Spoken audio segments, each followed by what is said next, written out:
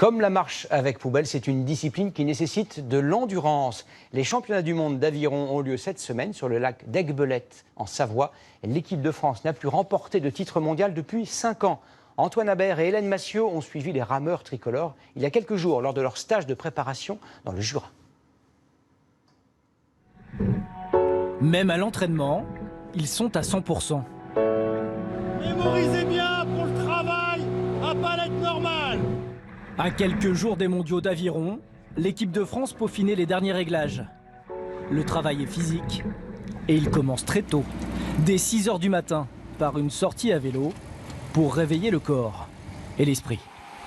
Ça change un peu les idées, ouais. Puis le matin, au réveil, on est encore un peu tous dans nos pensées et c'est vrai qu'avant de monter en bateau, c'est pas mal. Quelques assouplissements et c'est la mise à l'eau. 1h30 d'entraînement à la recherche de la cohésion parfaite. Il faut être vraiment synchro et on est vraiment dans la recherche du détail et de pouvoir gratter le petit centimètre qui fera la différence, multiplié par 200 coups d'aviron, qui nous donnera 2 mètres à l'arrivée et qui nous permettra de gagner la course. À chaque série d'exercices, les corps souffrent. Une épreuve qui est aussi mentale. On a les jambes qui piquent, on a les bras qui piquent, on a mal, donc si la tête ne suit pas à côté, on n'arrivera pas à surpasser cette douleur. Après, on se connaît depuis un moment, donc du coup c'est sûr que quand on se connaît, quand on s'apprécie, c'est plus facile d'aller à la bagarre. On y va pour les copains. Pour gagner, rien n'est laissé au hasard. Les bateaux sont bichonnés. Qu'ils fassent 8 mètres ou 18 mètres la longueur d'un terrain de volley-ball, ils sont réglés au millimètre.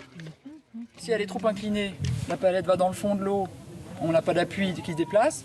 Donc le livrement, l'angle d'attaque est très important par rapport à la qualité de l'appui qui va déplacer la coque après. Ramer pour devenir champion du monde en France, mais aussi se qualifier pour les Jeux Olympiques l'année prochaine. C'est ça qu'on a un coin dans notre tête à chaque entraînement, c'est ça qu'on veut, donc c'est notre ligne de mire. L'équipe de France est ambitieuse. À Aiguebelette, elle espère 5 médailles, dont 2 en or.